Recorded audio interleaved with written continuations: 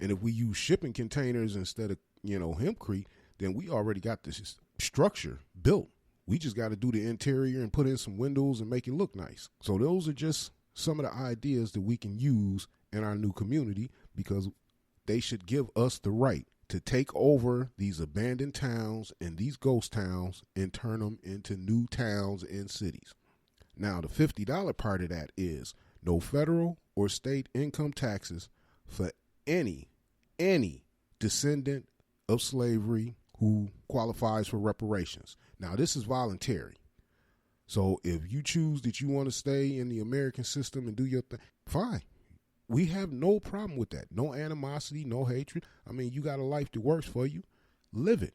If that's your truth, live your truth. But for the rest of us who want to live a different truth or our own truth instead of somebody else's truth, because most of the time we live in somebody else's truth, and we need to live our own truth. Once we live our own truth, then we can live the way we were meant to live, or at least the way we should be living. No income tax, federal or state, or property taxes for those who are qualified descendants of slaves. End our taxes. Because once we move, end our taxes when we choose to reside in these communities. If I choose to stay in, say, Chicago or Detroit or Miami, then fine, I'm still paying taxes like regular and everything else. But if I move into one of these reparation towns, or whatever we might want to call it, please, people, think of a good name. I'd love to hear it. If I move there, then I can apply to no longer pay state and federal taxes. And since it's our own community, we can eliminate the need for property taxes. Now, sales tax will be collected for any items that we buy outside of our community. If they're not made inside our town and area, and we have to buy them from outside, then yes, we will pay sales tax. But for all of the stuff that we manufacture within our town or our community or whatever we want to call it, there is no taxes, because everything that we make will be purchased with a community-created currency backed by the energy that we create, that we will put back into the grid or sell to our residents at a flat rate price, or bundle them up as green energy credits and sell them to big corporations to offset their carbon emission. So that works out for everybody. We get more green into the nature. We create our own currency, which allows us to eliminate that income inequality gap. And when you live in this town, you don't pay rent, you don't pay for lights, you don't pay for gas, and you don't pay for food. Now, when I said that we had the flat rate energy thing for our residents, that is only for the residents who choose to not work in the community labor program. Because, see, we basically looking for to ask people, if you come to live here and you're looking for employment, this, that, and other, about 4 hours a week. That's about the maximum, we're going to put on you to participate as far as labor. And because of that 4 hours of labor you put in a week, no cost for your home, no cost for your lights, no cost for your heating, and no cost for your food. Because we're going to create all that stuff in-house in our town to where we don't need to go outside to get other manufacturers or suppliers of products. Now, we might need that in the beginning when we setting up, so that would probably be the first year in. But the second year in, we should be totally self-sufficient, especially if everybody who comes to live there puts in a very simple 4 hours a week. That's it. Now, you can do 4 hours in one day. You can do 2 hours today, 2 hours tomorrow. You can do an hour a day, and that'll be totally up to you. Just make sure you schedule it. And then one other thing, as far as the $50 section goes, and I hope a lot of people agree with me on this one, because, this one kind of helps out a lot of people, but at the same time, give us the seed that we need to start with. And that is a one-time payment of all Social Security taxes collected that you were supposed to get when you hit retirement, or a 20-year payment for those already receiving Social Security or SSI or SSD. See, then that way they can take us off and they don't have to send us no more checks. They don't have to send us no more money. Give me my one-time payment of all the Social Security you didn't collect it from out of my paycheck up until now. Pay it to me in one lump sum, and that will be more than enough money for that individual or family or people or however it is they collect to transition from the big city or wherever the hell they living at, where they got a cop putting their foot in their ass or scared that their kids going to get shot because they walking down the street at night, to our community where you are safe, where you are secure, and where everybody looks out for everybody else. There is no separation of individuality as far as the community goes. But as far as yourself, what you choose to do in your own space and area, you're an individual. Do what you like.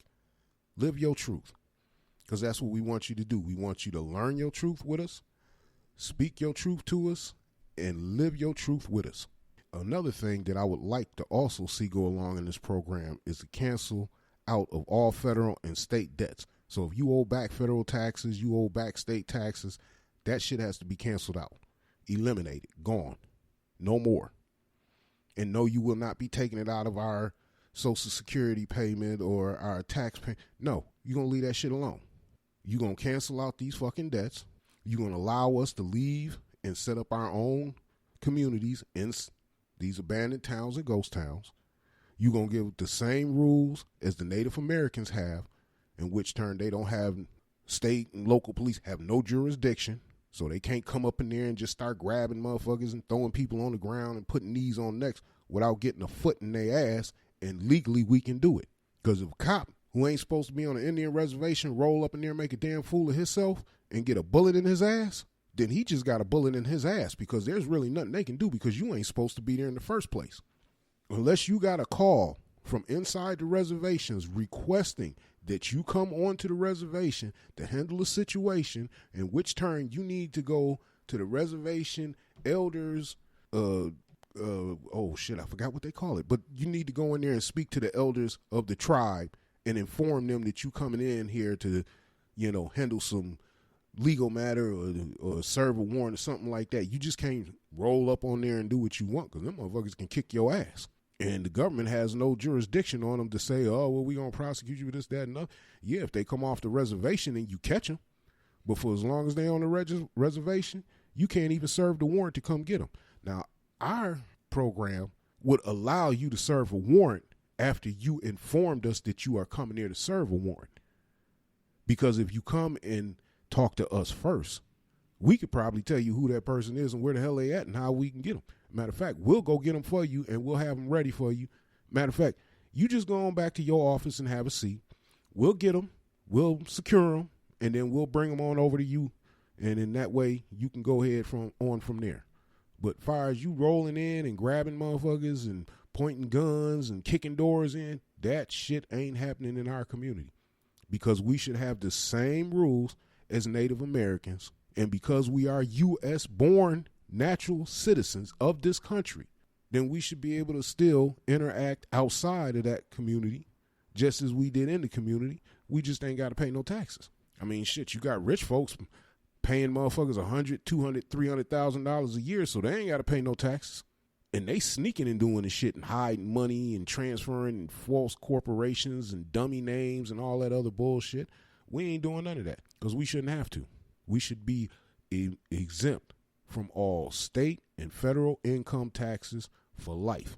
And for as long, well, not for life, but for as long as we are residents of these communities. As long as you stay a resident there, you ain't got to worry about them taxes coming in anymore.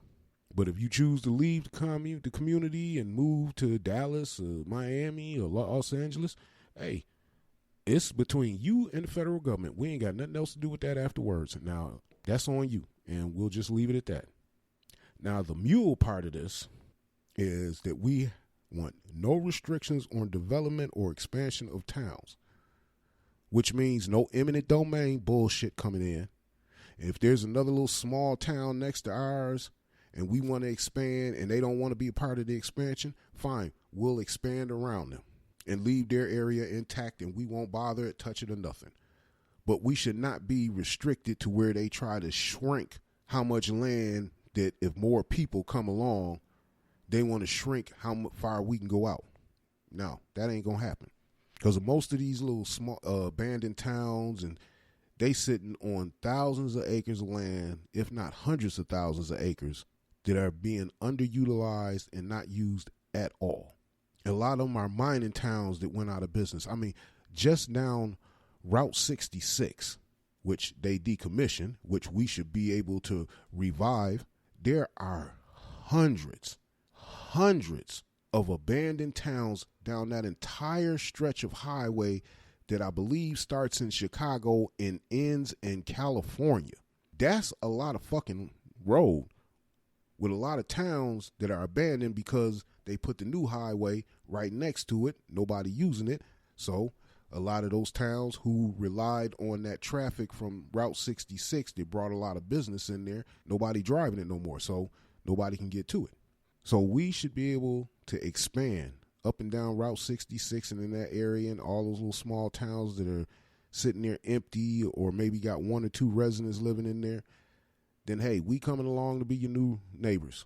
And we want you here, and we want to be part of the community, and we want to bring some life and this, that, and other, and prosperity back to this area.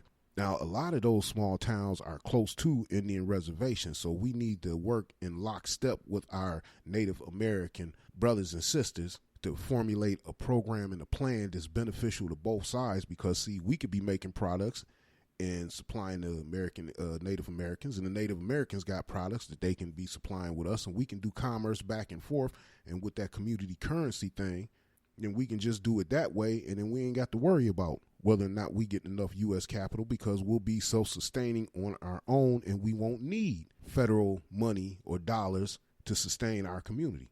To me, that seems like a good deal, but I could be wrong, so I would appreciate anybody, hitting me up, letting me know. You can reach me at 716-222-8169, or you can go to the website, OG Good Game, click past the warning page, and scroll down. You will see the leave a voice message.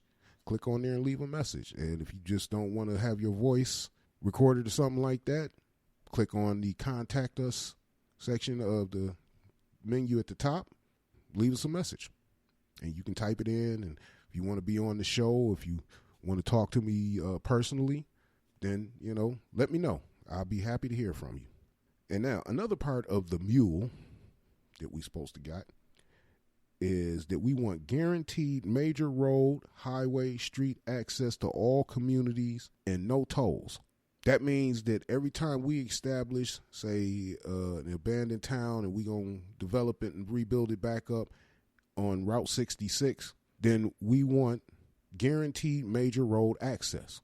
In other words, we will build an access road from the major highway to where we are on the Route 66. We want to guarantee that you will allow us to do it and won't start no shit. Because if you're not going to do it, we'll do it. Now, we would like a guarantee that you would do it, but considering that, this is our project and our thing and this, that, and the other, and y'all won't be collecting any income taxes or property taxes from us, then we'll pick up the bill and we'll do it ourselves. That way we can employ members of our community to do construction road work. And considering how long Route 66 is, man, we looking at 10 years of keeping our people in good paying job, doing good work, because we're going to redo the entire Route 66 route, as we go along and build up and everything. And we're going to use renewable, all-natural road building products. We're going to recycle tires that can be shredded up and turned into road. We're going to incorporate hempcrete that can be used that's more environmentally safe and friendly and all that other good shit. In our communities, we're going to have hemp products such as paper products like writing paper, toilet paper, paper towels, all the paper products we need. Hemp can be made into clothing. So we'll be able to have the flyest gear that anybody else can have because we'll be designing it and making it right there. And with hemp plastics, we can pretty much make any damn thing there is that's made out of plastic, and even some stuff that weren't meant to be made out of plastic, but it can now. Just a little sidebar there, but the main thing I would like to see is, like I said, guaranteed major road, highway, street access to all communities and no tolls. We ain't paying you no damn tolls. Now, if you want to charge people tolls to ride on your highway, but when they exit that motherfucker and come on ours, there ain't going to be no damn toll booth sitting up there saying you got to pay just to exit this and come on ours. That's bullshit. Because them tolls will not be going to us. They'll be going to you. And since we are the ones who have control over that access point that X's off the major highway on the Route 66 and